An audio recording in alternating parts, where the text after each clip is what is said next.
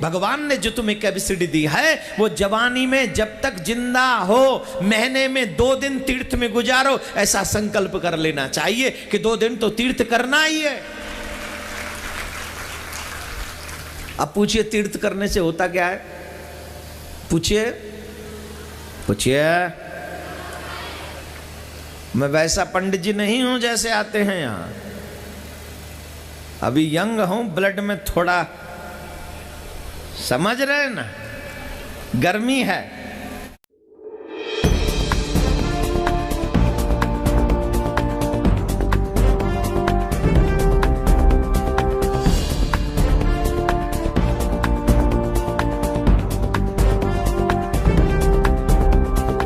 झूठ बोल रहे हैं, गलत एग्जाम्पल कोड कर करके दुनिया को, बड़ी जनता को एक बार लतीफेदार बातें सुना करके अपने पीछे लगा रहे हैं। अध्यात्म मार्ग इनके पास सुन। तीर्थ वो स्थान है जहाँ किसी ने कोई साधना की, चल किसी ने थोड़ी बहुत साधना कर भी ली तो वो लेकर चला गया अपने पुण्य को। देखिएगा श्रीमद् देवी भागवत में बिल्कुल क्लियर कर दिया। अब देखिएगा श्रीमद् देवी भागवत गीता प्रेस गोरखपुर से प्रकाशित है। ये वही है, संपादक हनुमान प्रसाद पोदार, चिमनलाल गोस्वामी। अब बार बार यूँ दिखाना पड़ेगा, देखो ना सोचा ये नकली छाप रहे हो अपनी, पेटा ना पर विश्वास ना हो बच्चे गए। गीता प्रेस गोरखपुर प्रकाशित है, गोविंद मुनि कार्यालय कोलकाता। 417 पृष्ठ पे क्या कह रहा है? राजन, यह निश्चित है कि तीर्थ देह संबंधी मैल को धोकर साफ कर देते हैं, किंतु मन के मैल धो देने के लिए उनमें शक्ति नहीं है। वाह भाई वाह। चित्त शुद्ध तीर्थ गंगा आदि तीर्थों से भी अधिक पवित्र माना जाता है। ये चित्त शुद्ध तीर्थ, ये सत्संग है परम संत का।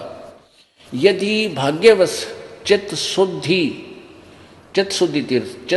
तीर्थ सुलभ हो जाए तो मानसिक मल के धुल जाने में कोई संदेह नहीं। परंतु राजन, इस चित्त शुद्धि तीर्थ को प्राप्त करने के लिए ज्ञानी पुरुषों के सत्संग की विशेष आवश्यकता है। वेद शास्त्र व्रत तप यज्ञ और दान से चित्त शुद्धि तीर्थ का प्राप्त होना बहुत कठिन है। वशिष्ठ जी ब्रह्मा के पुत्र थे। उन्होंने वेद और विद्या का सम्यक प्रकार से अध्ययन किया था। गंगा के तट पर निवास करते थे, तथापि द्वेष के कारण विश्वामित्र के साथ उनका वैमनस्य हो गया, बैर हो गया, और दोनों ने परस्पर साप दे दिया और उनमें भयंकर युद्ध होने लगा। राजन, व्यास जी कहते हैं, व्यास जी बता रहे हैं, राजन, इस प्रकार वशिष्ठ और विश्वामित्र का परस्पर युद्ध छिड़ गया था, जिससे उन दोनों को ही महान कष्ट भोगना पड़ा। नरेंद्र, दानव मानव एवं देव योनि से संबंध रखने वाले कौन ऐसा व्यक्ति जगत में है, रखने वाला देव योनि से संबंध रखने वाला ऐसा व्यक्ति कौन जगत में है जो अहंकार पर विजय प्राप्त करके निरंतर सुख से समय व्यतीत करता है। इससे सिद्ध हो रहा है कि श्रेष्ठ पुरुषों के लिए भी चित्त का शुद्ध होना बड़ा कठिन है।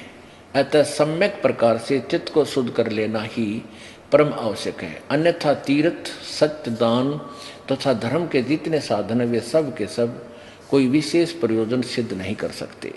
अब कितना क्लियर हो गया?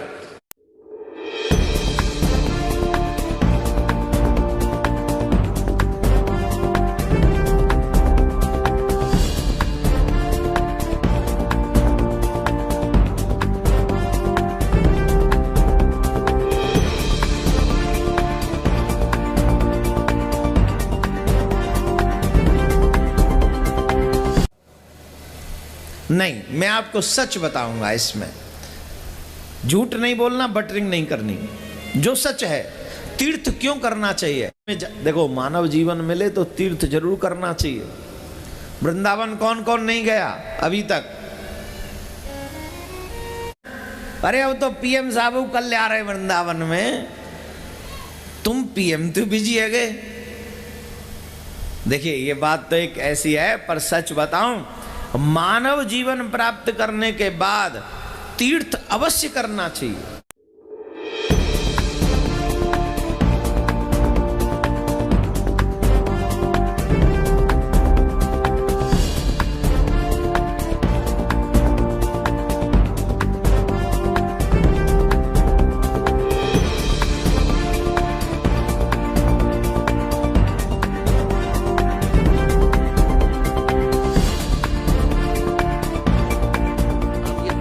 के बारे में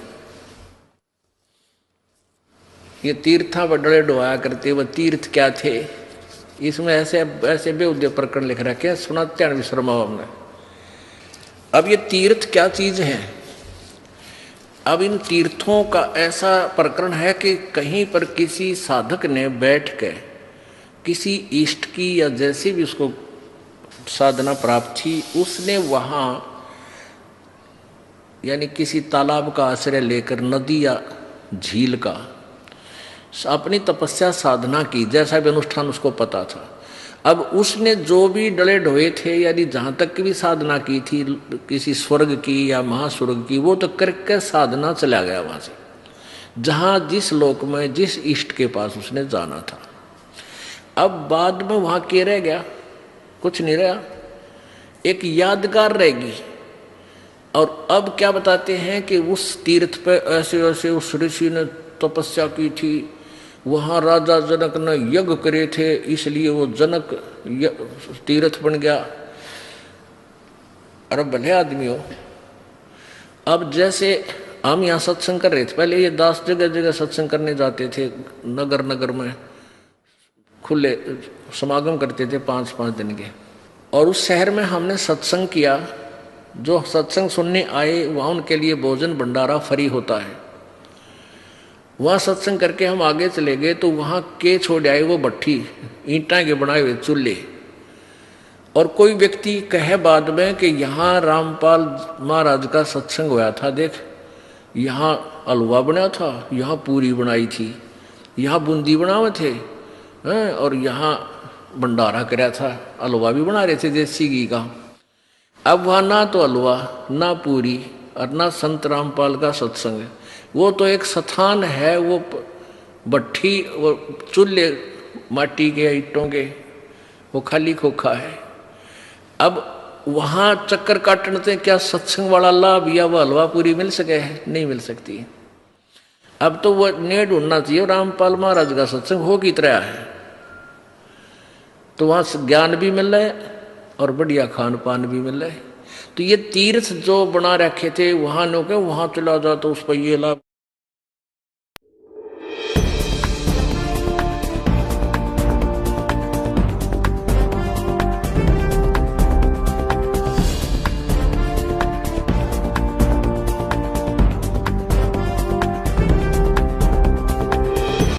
जब आप पाप करते हो, चाहे अनचाहे, बहुत पाप हमसे होते हैं मेरे भाई बहन, बहुत, आप गिन नहीं सकते इतने पाप होते हैं चाहे और अनचाहे में। तो जब आप तीर्थ करने जाते हो तो जब तक के जो पाप होते हैं वो नष्ट हो जाते हैं उस तीर्थ में जाते ही। इसलिए हर महीने के पापों को महीने में तीर्थ में जाके खत्म कर लेना चाहिए। बजे अगर इकट्ठे हो गए भैया, कहते हैं ना बूंद बूंद से क्या बढ़ता है, जोर से बोलिए। क्या चाहते हो पाप का घड़ा भरे? नहीं चाहते हो ना, इसलिए पाप के घड़े को तो खाली रखो, तीर्थ में जाओ, तीर्थ में जाकर हर महीने तीर्थ करो और तीर्थ करके 1 महीने के पापों को तीर्थ में समाप्त कर दो। बोलो राधे राधे।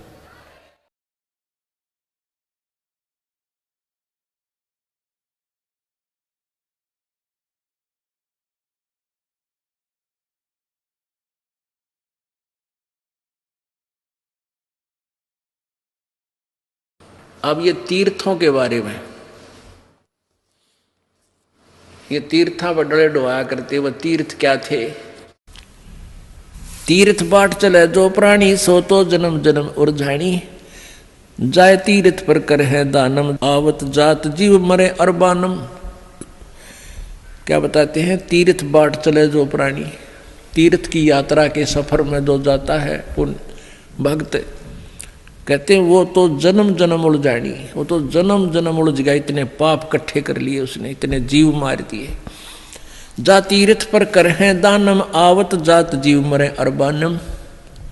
तीर्थ पर जाकर दान करे, आते जाते अरबों प्राणियों को मार डालते हो। पर भी लेन जाते है दुनिया, हमरा ज्ञान किने ना सुनिया। परमात्मा कहते हैं वहां पर भी लेन जहाँ है गंगा, उस पर तीर्थ पर जहां पर भी लगती है कुंभ के मेले में, और हमारा ज्ञान किने नहीं सुनिया।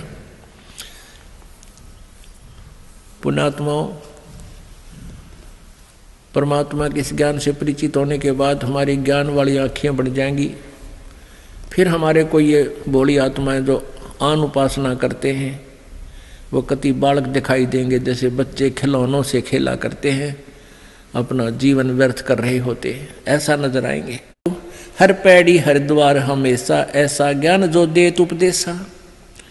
जा गुरुआ की गर्दन मारम, जो जीव भरमावे आचार विचारम। कहते हैं जो इस प्रकार का ज्ञान देते हैं, हरिद्वार में जाओ और वहाँ ऐसे बेड़ा पार हो जाएगा, हर की पैड़ी पर नहा लो, गंगा केदारनाथ पर जाओ, गंगा में प्रयाग में, कहते हैं इसे गुरु का तो जूते मारे, उसको बहुत पाप लगेगा। जा गुरुआ की गर्दन मारम, जो जीव भरमावे आचार विचारम। कहते जो जीव को इन उल्टे रास्ते पर लगाता है उसका तो गर्दन पर मारे जूत। अब परमात्मा कितनी गहरी बात बता रहे हैं कबीर जी गरीबदास जी के माध्यम से। पर भी लेन जात है दुनिया, हमरा ज्ञान किने ना सुनिया। गोते गोते पड़ है भारम, गंगा जमुना गए केदारम। कहते जितने गोते मारोगे ना उन तीर्था में जाकर गंगा में जाइए, चाहे और तो कहते गोते एक गोते में, जैसे डुबकी लगाने में, कहते हैं डुबकी में तुम्हारे ऊपर पाप का भार बनेगा। गोते गोते पड़ है भारम, गंगा जमुना गए केदारम। चाहे केदारनाथ पर जा लिए, चाहे गंगा जमुना में जाना, वहां तुम्हें दोष ही दोष लगेगा। लोहागर पोकर की आशा, अंतकोट जीव होत बिनासा। पाती तोड़ चढ़ावे अंधे, जिनके कदे ना कट्टे फंदे। और फिर पत्ते तोड़ तोड़ के भोग लगावे, फूल चढ़ावे, कहते इनके कदे भी फंदे ना कट्टे, कभी भी पाप नहीं कमाओ, जन्म मन से छुटकारा कभी नहीं हो सकता। गंगा काशी गया पिरागू, बहुर जाए द्वारा ले दागू। भूत जुनी जा छूटे है, पिंड दान करनते। गरीबदास जिंदा कहे भाई ना मिले भगवंत। इस तरीके से प्रभु प्राप्ति नहीं होगी। जगन्नाथ जो दर्शन जाई, काली प्रतिमा भवन कै माही।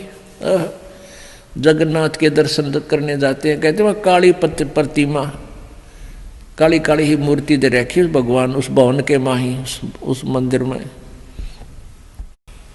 तो कहते हैं गोमती और गोदावरी में झावे हैं, कहते 68 तीर्थ का फल एक ही तीर्थ में बतावे हैं। नहीं पूजे जिन संत सुजाना, जाके मिथ्या सब स्नाना। जिन्होंने परम संत तत्वदर्शी संत की पूजा नहीं की, उनका ज्ञान ग्रहण नहीं किया, उनके सब साधनाएं व्यर्थ होती हैं। कोट यज्ञ असमेघ कराई, संत चरण रज नहीं तुलाही। कोट गु नित दान जो देही, एक पलक संतन पर भी लेही। कहते हैं करोड़ अश्वमेघ यज्ञ करे और परम संत की, कहते हैं संत चरण रज सम नाही तुलाही। संत के चरण की धूल के बराबर भी वो नहीं है, क्योंकि संत के चरण की धूल उनको मिलेगी, क्योंकि जो संत के पास आवेंगे फिर वो यथार्थ ज्ञान बतावेंगे और फिर आपका कल्याण हो जाएगा। तो संत परम संत के बिना, तत्वदर्शी संत के बिना ये सब तीर्थ और ये अश्वमेघ यज्ञ भी व्यर्थ है। घने दिनों से चढ़ा हुआ है। इस दास का उद्देश्य यही है कि आप दोनों की तुलना करें, सदग्रंथों की और साथ में इन ऋषि महर्षि और नकली गुरुओं के सिद्धांत की। तो यदि ये वेदों से नहीं मिलती है इनकी थ्योरी, इनका सिद्धांत, इनके विवेचन, इनका ज्ञान वचन, तो इनकी थ्योरी कभी भी ठीक नहीं है। इसको त्याग देना चाहिए, इनको एक तरफ डाल देना चाहिए, स्वीकार नहीं करना चाहिए।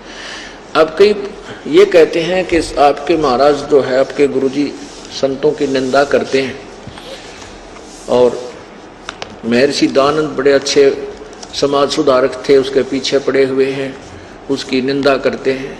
नहीं, निंदा तो महापापी प्राणी क्या करता है, ऐसे पाप को रामपाल कभी नहीं करेगा कि निंदा करो। दास तो सत्य कहता है और सत्य निंदा नहीं होती, ये तो परोपकार का काम होता है। किसी किसी प्रमेय परमात्मा करता जो सत्य कह सकता है। जीव की औकात नहीं है वो सत्य कह दे। परमात्मा अपनी समर्थता, अपनी शक्ति से और ये सत्य अपने समाज, भगत समाज तक पहुंचवाता है। अब जैसे सरकार ने एक बार नकली नोट पकड़े थे 500 के, वो डुप्लीकेट नोट थे।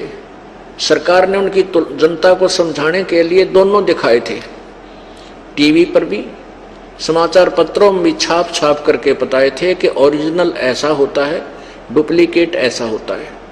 तो क्या सरकार निंदा कर रही थी? नहीं, एक महापरोपकार कर रही थी। ना जाने वो ठग कितने लोगों को ठग ले जाते। तो ऐसे ही दास एक महापरोपकार कर रहा है कि सदग्रंथ रूपी ओरिजिनल नोट आपको दिखा रहा है साथ में, और इनका डुप्लीकेट लेख भी आपको दिखा रहा है कि ये गलत कह रहे हैं, हमारे वेद सत्य कह रहे। इतना सा दास का कर्तव्य है। इसने चाहे निंदा कहो, बुद्धिमान लोग इसको परोपकार कहेंगे।